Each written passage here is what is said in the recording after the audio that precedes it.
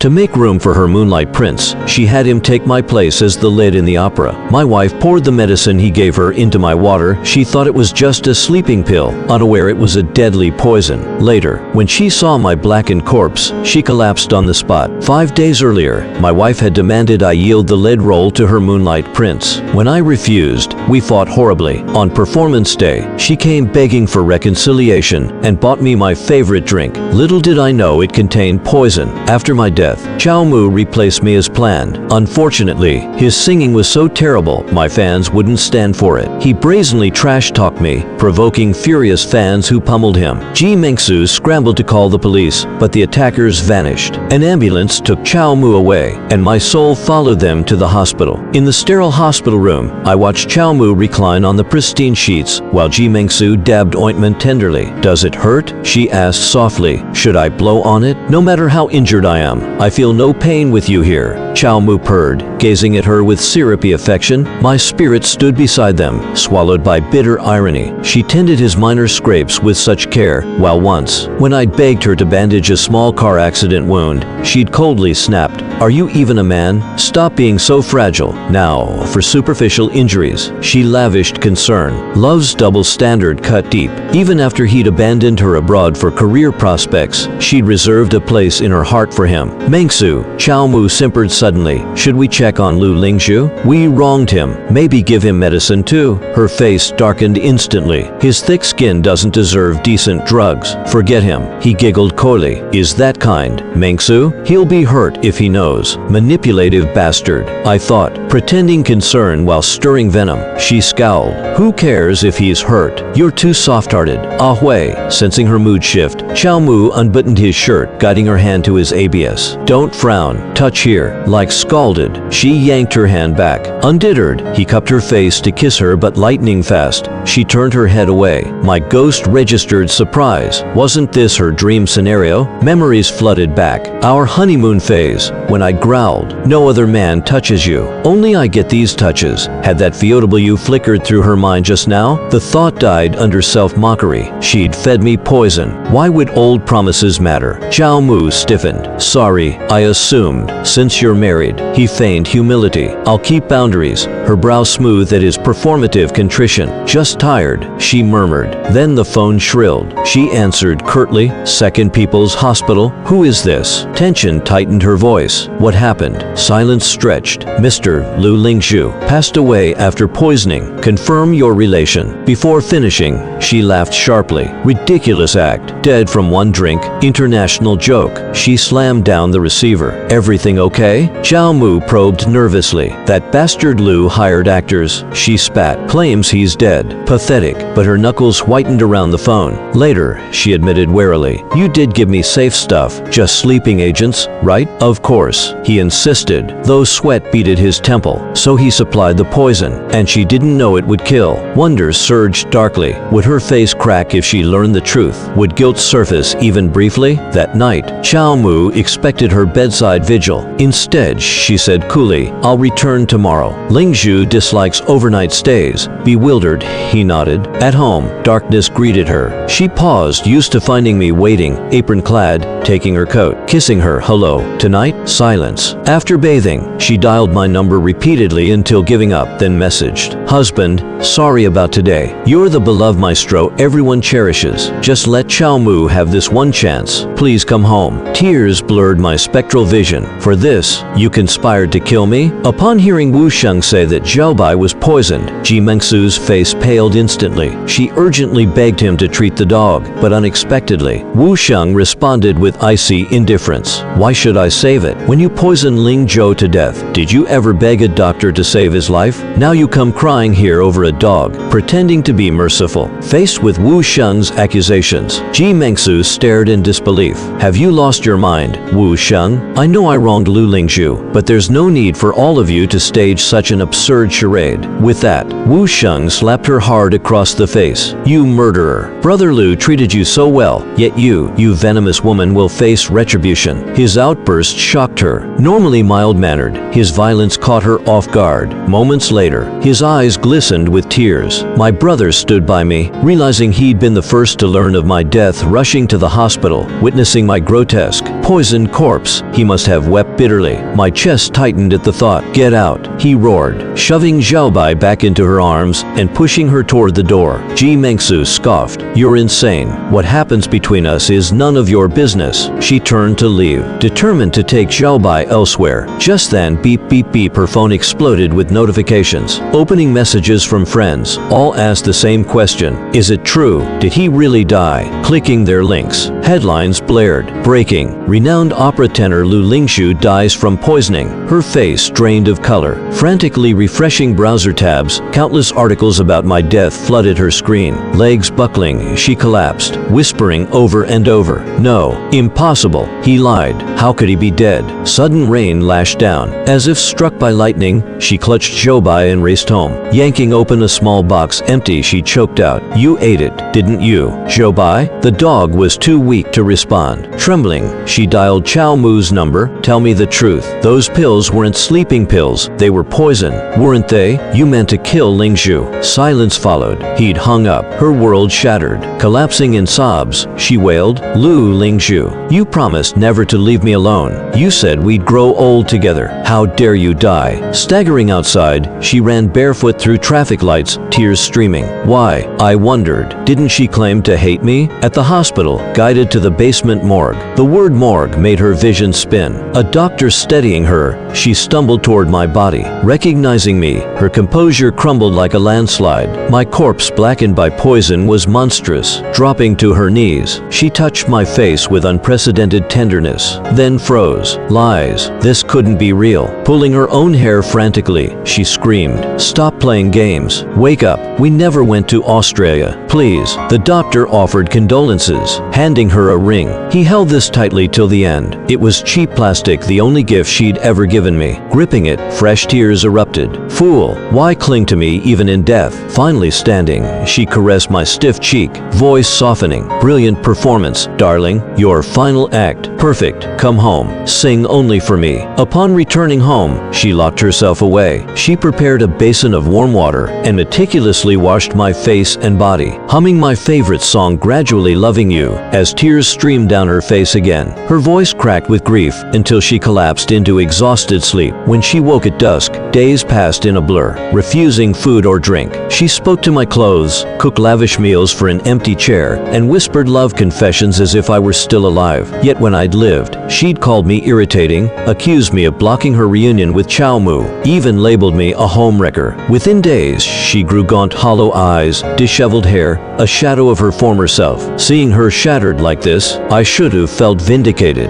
Instead, my chest constricted painfully. Why do I care? I roared silently. Ji Mengsu, you always thought I was excess. My death suited you perfectly. Why perform this farce now? My outburst seemed audible. She jolted upright, eyes wild. Like a child discovering candy, she mobilized every connection to hire top doctors from prestigious hospitals. "Save my husband," she pleaded, desperate. "Money means nothing. Just bring him back." Doctors brightened at her offer, then paled after examining me. "He's gone," they murmured. She staggered, fury erupting. "Useless bastards. Why aren't you dead?" They fled, cursing. From then on, she grew unhinged. Every day, she dressed my corpse in different outfits, styled my hair, murmured endearments, while surviving on caffeine and obsession. One day, while rummaging through my drawers, she found a small JR high school photos of her, my diaries. She assumed our arranged meeting was our first encounter. It wasn't.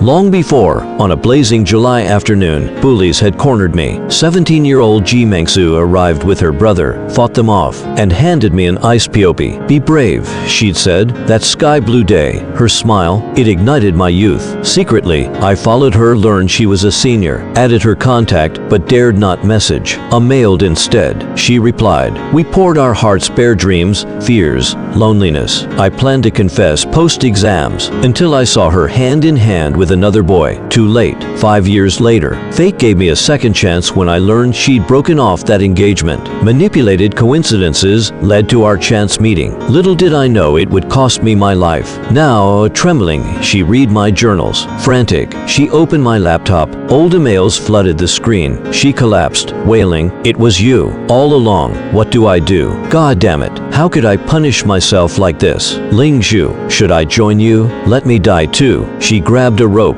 headed for the ceiling beam. My Jiudi twisted. Despite everything, I couldn't bear her death. Just then, resolve hardened her features. No, not yet. Your killer's still free. Vengeance burned in her eyes. Always manipulating me, I thought bitterly. Hope dangled like a noose, then snapped. She called a friend. Help me dispose of someone. Driving to an abandoned industrial warehouse at midnight. Why here? The door creaked open. A figure sat bound, blindfolded. Yanking off the cloth revealed Chow Mu, terrified. Mangsu? What? Before he finished, her palm cracked across his face. You killed him. Admit it. Chow Mu scrambled backward. I didn't. His death shocked me. You hated him. Anyway, now we can finally be together. Her wrench slammed him to the floor. Liar. You faked those emails. Stole my place in her life. Not just him, I reeled. Without his interference. Would she have loved me sooner? You ruined everything. She screamed, clutching his collar. Give me back those years. Suffocating silence swallowed the room. It turned out she had always loved me. It wasn't just my own chaotic turmoil. We'd been running toward each other all along. I couldn't tell whether to cry or laugh. How strange, even as a disembodied soul. Why did grief still cling to me? If only I'd heard those fiery words of her love before my death, felt how fiercely she cherished me as I did her, I would have spun in joyful circles. But now, too late. Late affection weighs lighter than goose down, cheaper than weeds. Teach him a lesson. Ji Mengsu ordered the suited thugs beside her. They descended on Chow Mu with fists flying. His screams echoed. She stood unflinching until he lay gasping, broken. She leaned close, eyes blazing colder than ice. Tell me why you killed Ling Zhou. Trembling, sweat beading on his forehead, Chow Mu stammered. I envied him. Everything. His voice sang truer. His face shone brighter. His wife adored him more. An orphan, yet he glowed with happiness. Killing him meant you'd finally see me. No one else would challenge my claim to principal dancer. Ji Mengsu didn't spare him another glance. Make him suffer 10,000-fold what Ling Zhou endured. You professionals know better than me. She pointed to a vial identical to the poison that killed me. My spirit recoiled. Afterward, Ji Mengsu resumed her old mask, composed, polite at work, laughing with colleagues as if my death hadn't happened. When invited shopping, she'd smile. My husband waits home.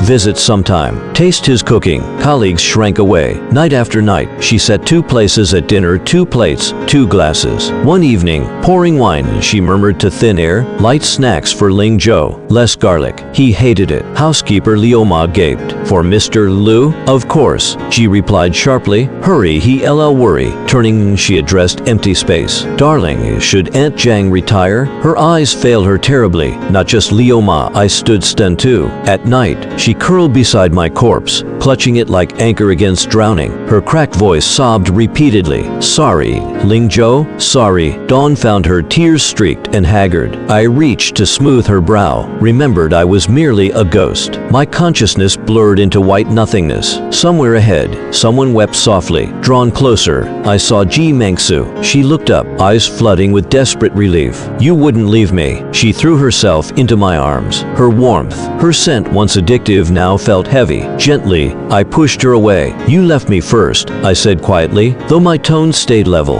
Her expression shattered as if I dealt a mortal wound. She seized my wrist, pleading, don't go. Can't you forgive once? Not like this. Hot tears scalded my palm. I can't live without you. Still, I pried off her wedding band, the very ring she'd discarded long ago, and crushed it underfoot. Every hurt remained etched raw between us. No going back. Her cries grew ragged. Light faded from her eyes. Please, Ling Zhou. I cupped her face, icy beneath my touch. Like countless times before, I met her gaze fully. I loved you, I said, always. It was precisely my selfish affection that had caused us to hurt each other for so many years. No, not quite. Ji Mengsu shook her head. I should have let go long ago. If only I'd agreed to the divorce sooner, things wouldn't have reached this point. My voice trembled as I spoke slowly, heavy with sorrow. Whatever happened, I don't blame you anymore. Tears streamed down Ji Mengsu's face, uncontrollably. I'm sorry. I truly didn't know it was you. It's okay. I smiled faintly,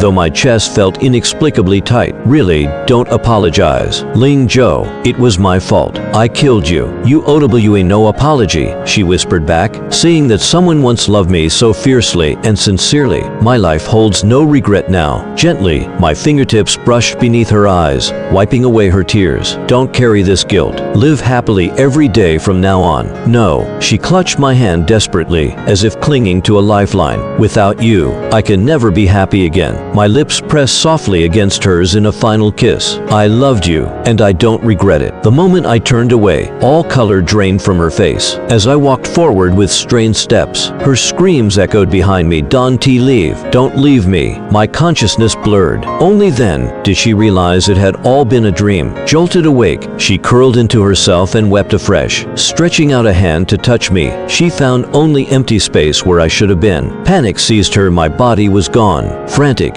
she rushed to ask Aunt Leo, who stammered, I don't know. You don't know? We were alone in this house. How could you not know? Even I felt bewildered. Had someone stolen my corpse? Dressed only in pajamas, hair wild, she ran onto the street, shouting my name hoarsely, heedless of staring passersby. Rain poured bucketfuls, soaking her to the bone as she stumbled aimlessly, a ship without a rudder. Forgive me, Ling Zhou, she sobbed, collapsing onto the pavement. Memories flooded back, all those times she'd rejected me. Our anniversary dinner reservation dismissed as work. My birthday request for an outing met with disdain. Who celebrates birthdays like a child? She'd never even glanced at me properly. How could she possibly know where to search? At dawn, defeated, she dragged herself home. Self-loathing consumed her. Bottles of liquor replaced food. 3 days later, when childhood friend Wu Sheng arrived, she lay motionless on the floor, surrounded by cigarette butts and empty bottles. Splash! He doused her with water. Startled, she blinked up at him. Where's Ling Zhou? Did you hide him? Yes, he admitted calmly. My eyes widened, ears prickled. He handed her a cloth-wrapped object, its silhouette unmistakable. With shaking hands, she unwrapped it. An empty urn. What does this mean? Ling Zhou's been cremated. Before he finished, her fingers dug into his collar. Who gave you the right? He's my husband. Will you stop losing your mind? Wu Sheng snapped. While alive, he suffered enough. Now let him rest. He loved freedom. I scattered his ashes at sea. The fish will keep him company. Her strength vanished. Collapsing onto the floor, she murmured brokenly, what do I do? Ling Zhou, come back, please. Her cries twisted into desperate pleas. I've been punished. I'm sorry. Just come back. This isn't funny anymore. He ignored her, walking away. Days later, she donated all her assets to charity. Wearing the dress I'd adored most on her, she stood at the edge of the sea where my ashes drifted. Ling Zhou, I promised to avenge you. Now I've come for you. Salt water rose to claim her when my voice brushed her ear. I forgive you. Live well. Stop blaming yourself. Tears fell one after another. I'm sorry. Ling Zhou, she choked out. Then, turning abruptly, she clawed her way back onto shore. I don't deserve death. I don't merit your presence below. My penance is to suffer here forever. As she left the sea behind, my spirit finally found peace.